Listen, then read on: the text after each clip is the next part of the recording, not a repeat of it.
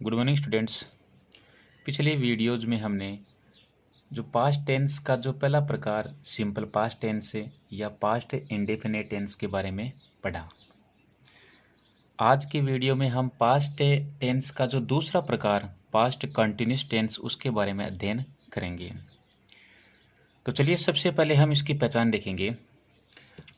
Past continuous tense की जो पहचान होती है कि हिंदी वाक्यों के अंत में रहा था, रही थी, रहे थे आदि शब्द आते हैं।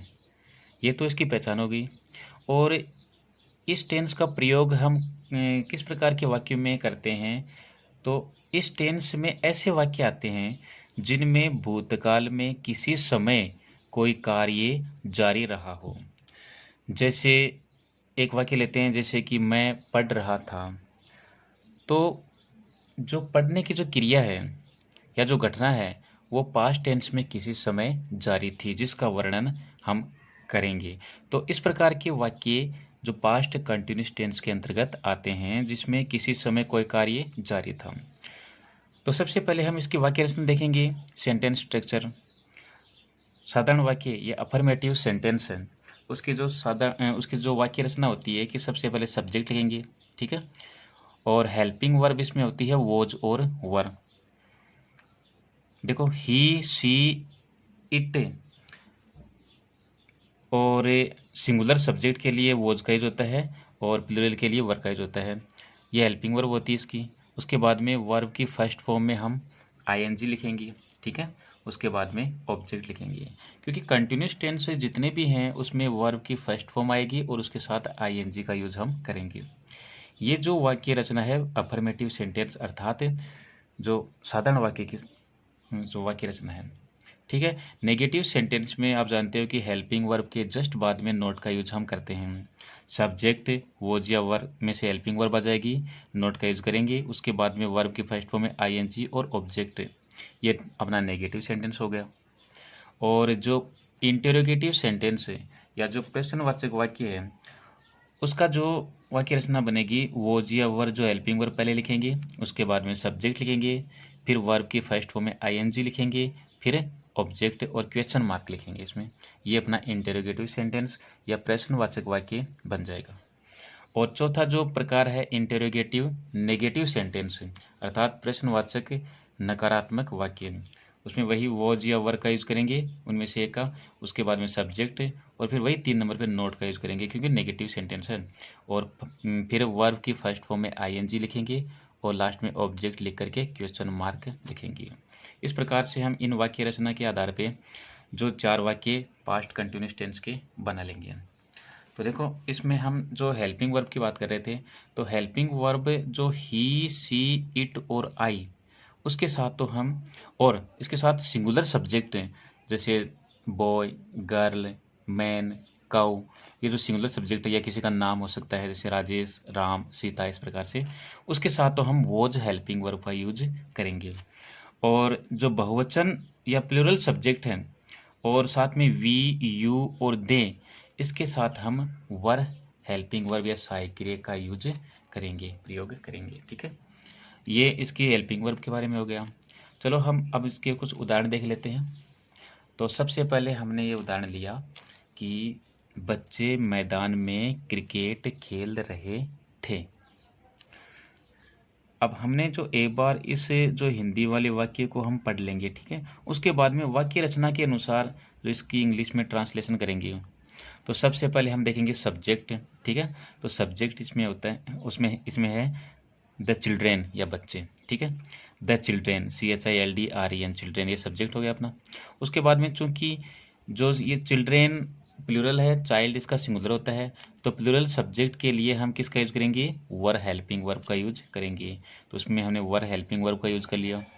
फिर वर्ब की फर्स्ट फॉर्म में आईएनजी लिखेंगे। वर्ब अर्थात कार्य, कार्य हो रहा है यहाँ पे खेलने का, खेलना, खेलना की इंग्लिश होती है PLAY, प्ले, और इसमें हम जोड़ेंगे आईएनजी। तो अपने जो वर्ब बन जाएगी PLAYING, प्लेइंग। और ऑब्जेक्ट है अपना, क्या खेल रहे थे? वोट। तो आंसर आया वोट का क्रिकेट, ठीक है। तो CRICKET ये क्रिकेट की स्पेलिंग होती है। और कहाँ खेल रहे थे? इन द ग्राउंड, मैदान में। तो अपना सेंटेंस बन गया the children were playing cricket in the ground. ये अपना साधारण वाक्य या अफर्मेटिव सेंटेंस बन गया। ठीक है, नेगेटिव सेंटेंस में हम नोट का यूज कर देंगे। द चिल्ड्रेन वर हेल्पिंग वर भाई note playing cricket in the ground. ये अपना नेगेटिव सेंटेंस बन गया कि बच्चे मैदान में क्रिकेट नहीं खेल रहे थे। इंटेरोगेटिव या प्रश्नवाचक वाक्य के लिए हम वॉज या वर जो भी हम लिख रहे हैं वो पहले लेंगे। तो यहाँ पे हमने हेल्पिंग वर्ब यूज की है वर, WERE, क्योंकि ये वाक्य के शुरुआत में आएगी। और आप जानते हो कि किसी भी सेंटेंस का जो पहला जो अक्षर होता है वह कैपिटल लेटर में ही लिखा जाता है। तो WERE वर हेल्पिंग वर्ब। और ये जो द चिल्ड्रेन यहाँ पे ये द है, ये चूँकि ये बीच में आ गया अर्थात वाक्य के बीच में आ गया इसलिए टी है वो स्मॉल हो जाएगा।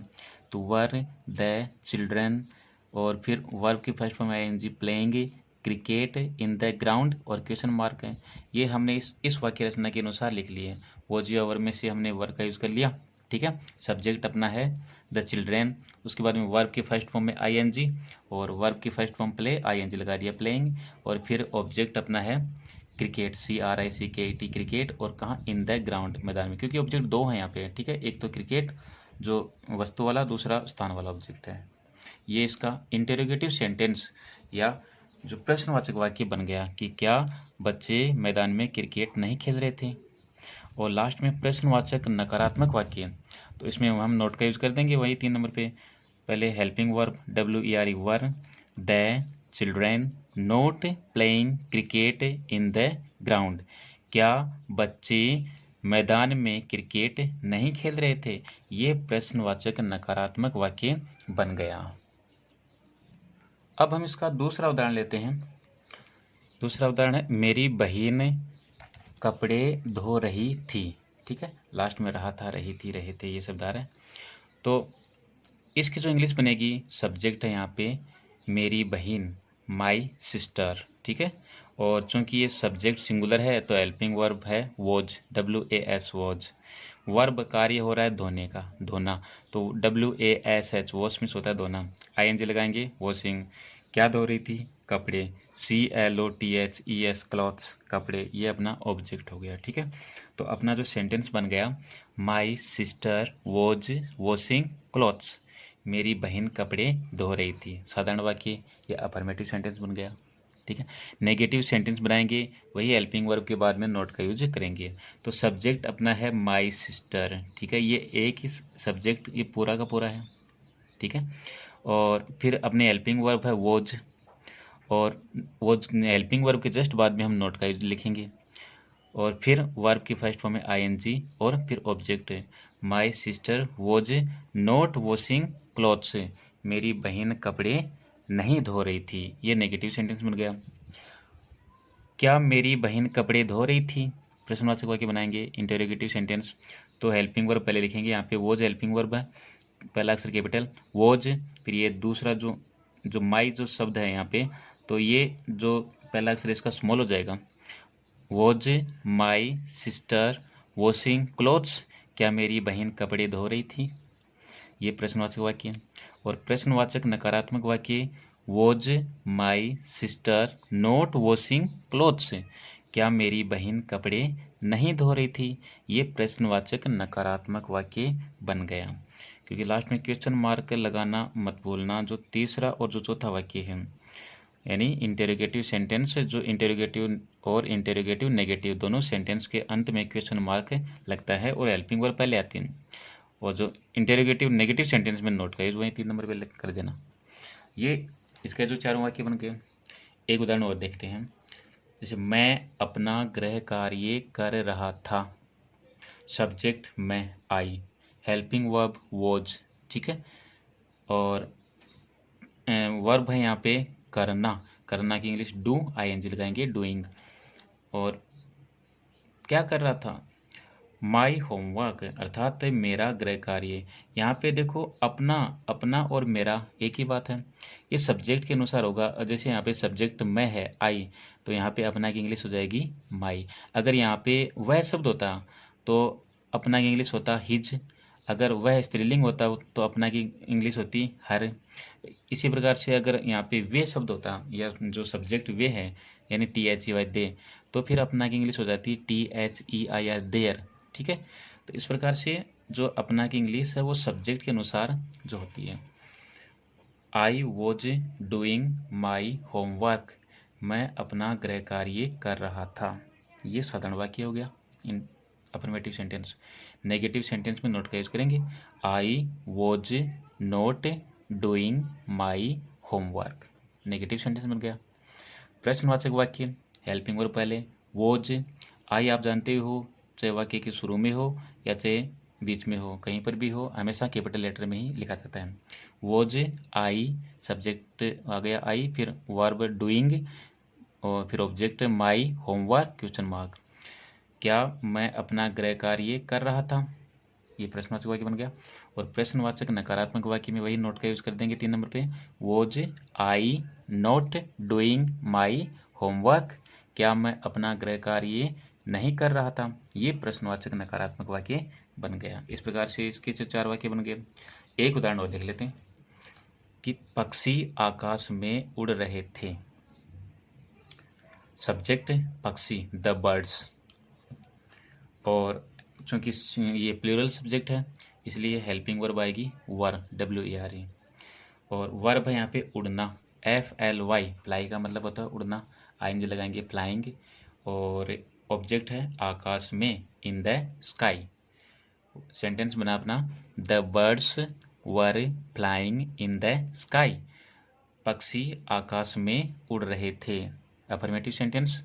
नेगेटिव सेंटेंस में नोट केस कर देंगे वही 3 नंबर पे, the birds subject, were helping verb, note का यूज कर दिया, फिर फ्लाइंग मैन वर्ब और object in the sky, the birds were not flying in the sky, अर्थात पक्षी आकाश में नहीं उड़ रहे थे। ये नेगेटिव सेंटेंस बन गया।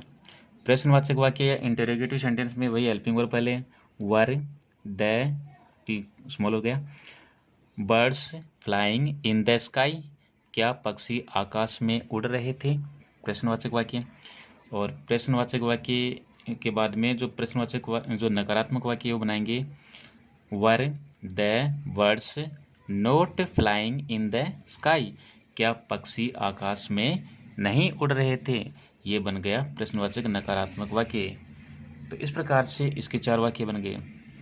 तो इस प्रकार हमने जो आज जो पास्ट टेंस का जो दूसरा प्रकार है पास्ट कंटिन्यूस टेंस, उसके बारे में पढ़ा।